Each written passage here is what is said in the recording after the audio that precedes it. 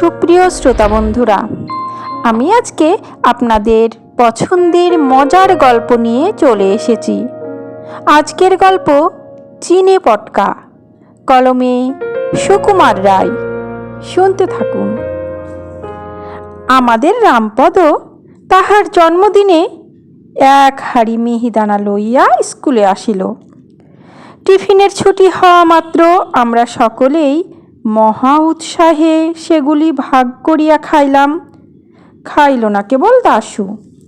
পাগলা দাশু যে মিহিদানা খাইতে ভালোবাসে না তা নয়, কিন্তু রামপদকে সে একেবারেই পছন্দ করিত না। দুজনের মধ্যে প্রায় ঝগড়া চলিত। আমরা রামপদকে বলিলাম, দাশুকে কিছু দে। রামপদ বলিল, কি রে দাশু, খাবি নাকি? দেখিস, খাবার লোভ হয়ে থাকলে তো বল, আর আমার সঙ্গে কোনো দিন লাগতে আসবি নে, তাহলে মিহিদানা পাবি। এমন করিয়া বলিলে তো রাগ হইবারই কথা। কিন্তু দাশু কিছু না বলিয়া গম্ভীরভাবে হাত পাতিয়া মিহিদানা লইল।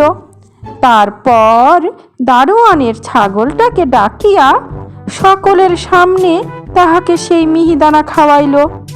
তারপর খানিকক্ষণ হাঁড়িটার দিকে তাকাইয়া কি যেন ভাবিয়া মুচকি মুচকি হাসিতে হাসিতে স্কুলের বাহিরে চলিয়া গেল। এদিকে হাঁড়িটাকে শেষ করিয়া আমরা সকলে খেলায় মাতিয়া গেলাম। দাশুর কথা কেউ আর ভাবিবার সময় পাই নাই। টিফিনের পর ক্লাসে আসিয়া দেখি দাশু অত্যন্ত শান্তশিষ্টভাবে এক কোণে বসিয়া আপন মনে অঙ্ক কষিতেছে। তখনই আমার কেমন সন্দেহ হইয়াছিল। আমি জিজ্ঞাসা করিলাম, কি রে দাশু, কিছু করেছিস নাকি? নিতান্ত ভালো মানুষের মতো দাশু বলিল, হ্যাঁ, দুটো জিসিএম করে ফেলেছি। আমি বলিলাম, দুধ, সে কথা কে বলছে? কিছু দুষ্টুমির মতলব করিসনি তো? সেও কথায় ভয়ানক চটিয়া গেল। তখন পণ্ডিত মহাশয় ক্লাসে আসিতেছিলেন। দাশু তাহার কাছে নালিশ করে আর কি। আমরা অনেক কষ্টে তাহাকে ঠান্ডা করিয়া বসাইয়া রাখিলাম। পণ্ডিত মহাশয় মানুষটি মন্দ নহেন, পড়ার জন্য প্রায় কোনো তাড়াহুড়ো করেন না। কেবল মাঝে মাঝে একটু বেশি গোল করিলে হঠাৎ সাংঘাতিক রকম চটিয়া যান। সে সময়ে তার মেজাজটি আশ্চর্য রকম ধারালো হইয়া ওঠে। পণ্ডিত মহাশয় চেয়ারে বসিয়াই নদী শব্দের রূপ কর বলিয়া ঘুমাইয়া পড়িলেন। আমরা বই খুলিয়া হড়বড় করিয়া যা তা খানিকটা বলিয়া গেলাম, এবং তাহার উত্তরে পণ্ডিত মহাশয়ের নাকের ভিতর হইতে অতি সুন্দর ঘর ঘর শব্দ শুনিয়া বুঝিলাম নিদ্রা বেশ গম্ভীর হইয়াছে।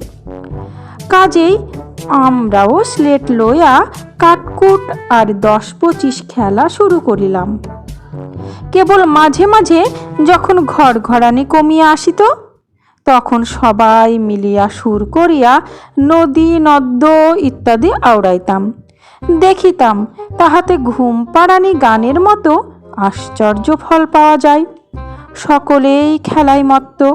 কেবল দাশু এক কোণায় বসিয়া কি যেন করিতেছে, সেদিকে আমাদের খেয়াল নাই। একটু বাদে পণ্ডিত মহাশয়ের চেয়ারের তলায় তক্তার নিচ হইতে ফট করিয়া কি একটা আওয়াজ হইল। পণ্ডিত মহাশয় ঘুমের ঘোরে ভ্রুকুটি করিয়া সবে মাত্র উহ বলিয়া কি যেন একটা ধমক দিতে যাইবেন, এমন সময় ফুটফাট দুমদাম ধূপ ধাপ শব্দে তাণ্ডব কোলাহল উঠিয়া সমস্ত স্কুলটিকে একেবারে কাঁপাইয়া তুলিল। মনে হইল যেন যত রাজ্যের মিস্ত্রি মজুর সবাই একজোটে বিকট তালে ছাদ পিটাইতে লাগিয়াছে। দুনিয়ার যত কাসারি আর লাঠিয়াল সবাই যেন পাল্লা দিয়া হাতুড়ি আর লাঠি ঠুকিতেছে। খানিকক্ষণ পর্যন্ত আমরা, যাকে পড়ার বইয়ে কিংকর্তব্য বিমূঢ় বলে, তেমনি হইয়া হা করিয়া রহিলাম। পণ্ডিত মহাশয় একবার মাত্র বিকট শব্দ করিয়া তারপর হঠাৎ হাত পা ছুড়িয়া এক লাফে টেবিল ডিঙ্গায়া একেবারে ক্লাসের মাঝখানে ধরফর করিয়া পড়িয়া গেলেন। সরকারি কলেজের নবীন পাল বরাবরই হাই জাম্পে ফার্স্ট প্রাইজ পায়, তাহাকেও আমরা এরকম সাংঘাতিক লাফাইতে দেখি নাই। পাশের ঘরে নিচের ক্লাসের ছেলেরা চিৎকার করিয়া কড়াকিয়া নামতা আওড়াইতেছিল। তাহারও হঠাৎ ভয়ে আড়ষ্ট হইয়া থামিয়া গেল। দেখিতে দেখিতে স্কুলময় হুলুস্থুল পড়িয়া গেল। দারোয়ানের কুকুরটা পর্যন্ত যার পর নাই ব্যস্ত হইয়া বিকট ঘেউ ঘেউ শব্দে গোলমালের মাত্রা ভীষণ রকম বাড়াইয়া তুলিল। মিনিট পাঁচেক ভয়ানক আওয়াজের পর যখন সব ঠান্ডা হইয়া আসিল, তখন পণ্ডিত মহাশয় বলিলেন, কিসের শব্দ হইয়াছিল দেখ। দারোয়ানজি একটা লম্বা বাঁশ দিয়া অতি সাবধানে আস্তে আস্তে তক্তার নিচ হইতে একটা হাড়ি ঠেলিয়া বাহির করিল। রামপদর সেই হাড়িটা। তখনও তাহার মুখের কাছে একটুখানি মিহিদানা লাগিয়াছিল। পণ্ডিত মহাশয় ভয়ানক ভ্রুকুটি করিয়া বলিলেন, এ হাড়িটা কার? রামপদ বলিল, আজ্ঞে আমার। আর কোথায় যাই? অমনি দুই কানে দুই পাক, হাড়িতে কি রেখেছিলি? রামপদ তখন বুঝিতে পারিল যে গোলমালের জন্য সমস্ত দোষ তাহার ঘাড়ে আসিয়া পড়িতেছে। সে বেচারা তাড়াতাড়ি বুঝাইতে গেল, আজ্ঞে ওর মধ্যে মিহিদানা এনেছিলাম। তারপর মুখের কথা শেষ না হইতে পণ্ডিত মহাশয় বলিলেন, তারপর মিহিদানাগুলো চিনে পটকা হয়ে ফুটতে লাগলো না? বলিয়া ঠাস ঠাস করিয়া দুই চড়।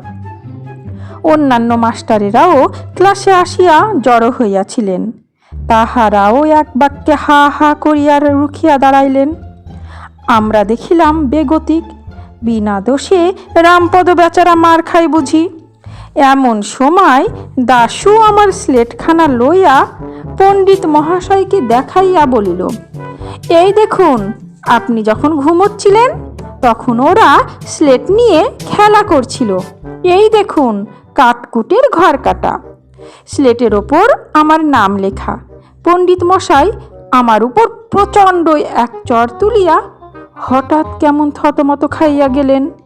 তারপর দাশুর দিকে কটমট করিয়া তাকাইয়া বলিলেন, চোপড়াও, কে বলেছে আমি ঘুমোচ্ছিলাম? দাশু খানিকক্ষণ হাঁ করিয়া বলিল, তবে যে আপনার নাক ডাকছিল। পণ্ডিত মহাশয় তাড়াতাড়ি কথাটা ঘুরাইয়া বলিলেন, বটে, ওরা সব খেলা করছিল, আর তুমি কি করছিলে? দাশু অম্লান বদনে বলিল, আমি পটকায় আগুন দিচ্ছিলাম।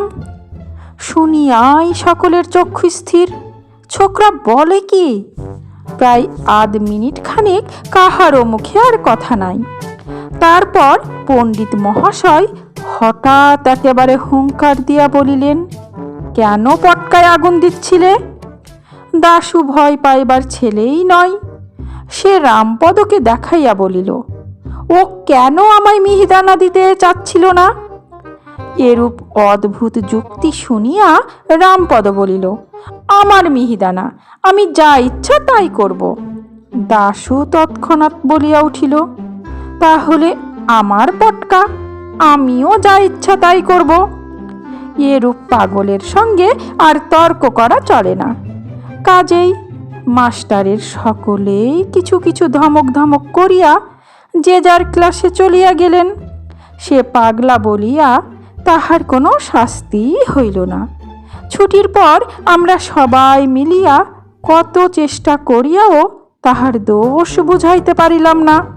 সে বলিল, আমার পটকা রামপদর হাড়ি, যদি আমার দোষ হয় তাহলে রামপদরও দোষ হয়েছে, ব্যাস, ওর মার খাওয়াই উচিত। সমাপ্ত। এই রকম আরও ভালো ভালো গল্প যদি আপনারা শুনতে চান তাহলে আমার চ্যানেলটি সাবস্ক্রাইব করে পাশে থাকুন। আপনাদের ভালো লাগা, ভালোবাসা ও সহযোগিতা একান্তই কাম্য।